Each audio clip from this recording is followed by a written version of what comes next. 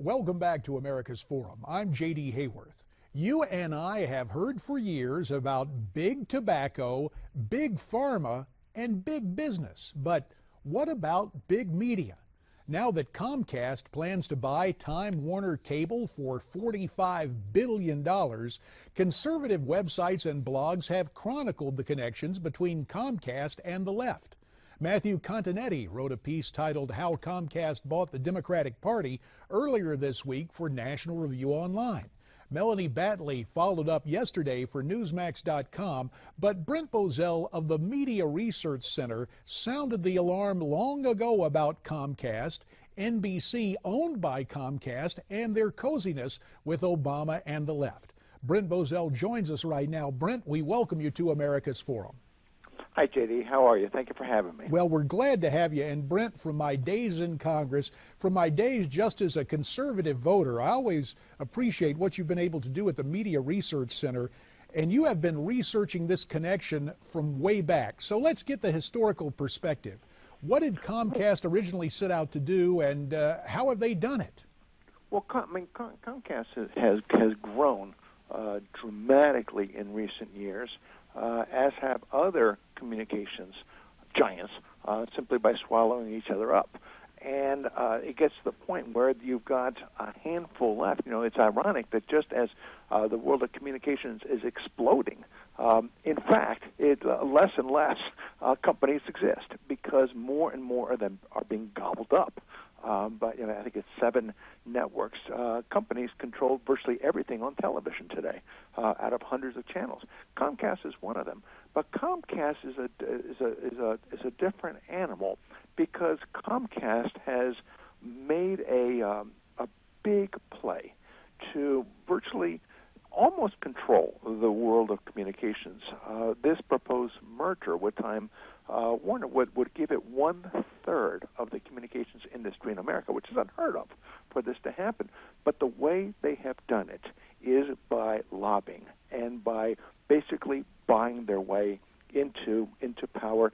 And it is nefarious, it is dangerous, it's deplorable, and frankly, J.D., at this point, I'm not quite sure what to do about it. Well, let's take it apart if we can for just a second. Look, everyone has a chance to petition their government, and people can have paid advocates. But you take a look at the Comcast roster, and Brent, correct me if I'm wrong, in Comcast's employ are some, 19 lobbyists?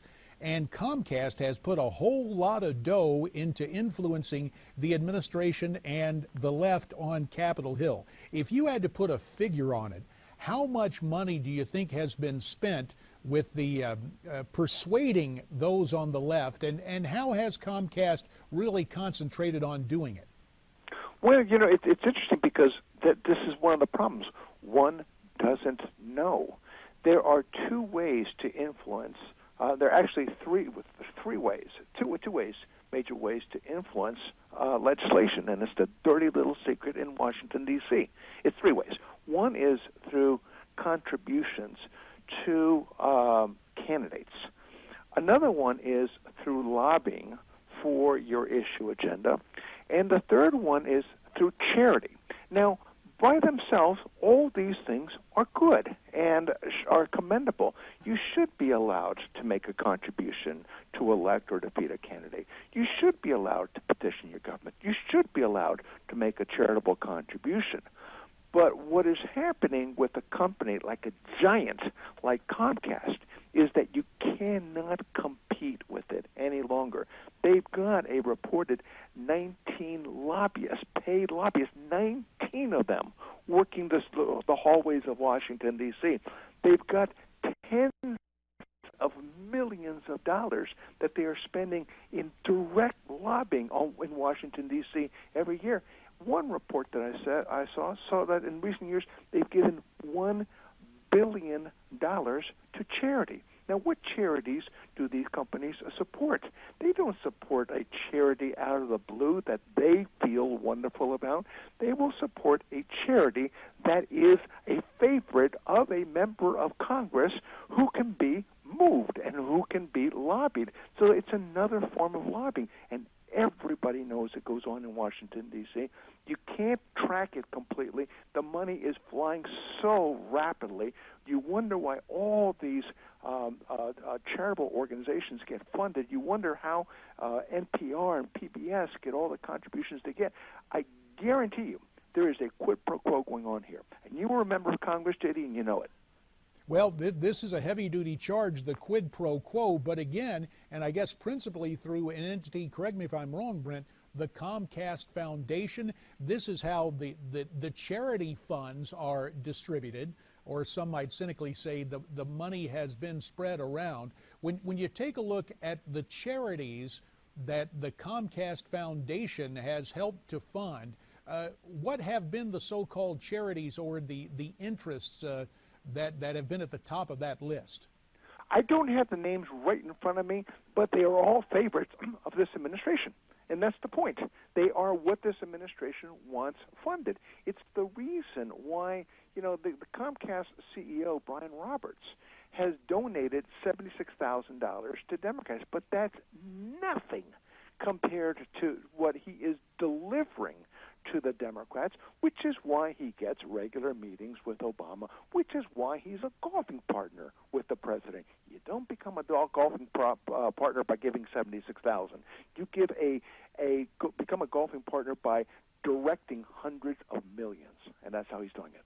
Brent, in terms of programming content, we've seen the leftist escapades from MSNBC and some equally troubling tendencies from NBC News. But when it comes to NBC Universal Entertainment, do you think Valerie Jarrett's trip to Hollywood last week found an eager audience among NBC programmers and writers? This is what I mean. You can't track everything. Think about this, J.D.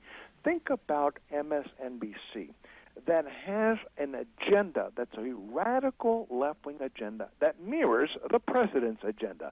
They lost 27% of their audience last year. They had a paltry audience as it was.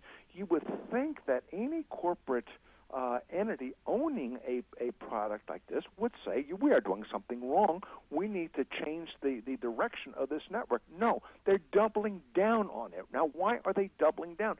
Even when people go to Comcast and they say, look what you're doing. Look at this abuse of journalism coming not just from MSNBC, but from NBC. Look how you are destroying your brand, projecting an agenda for this president and calling it news. This is why you're losing the audience. They don't care. They're doing it anyway. This is what I mean. So Valerie Jarrett goes out to Hollywood. Look, she's not going out there to play Twinkle Toes.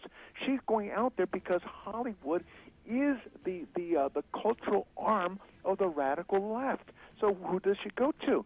She goes to Universal. She goes to NBC Universal. Why? Because that's part of the empire, and they will do her bidding. They will push Obamacare. They will push gay rights. They will push the issue agenda of this administration. Brent, we appreciate it. We're going to have to leave it right there. It is troubling news. We appreciate you sounding the alarm, the connections between Comcast, the Obama administration, and the left. Thanks so much for your time, Brent Bozell. If you'd like to comment on this story, we'd love to hear from you.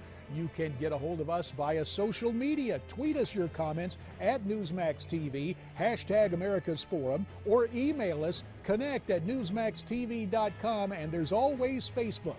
Stay with us. There's more to come.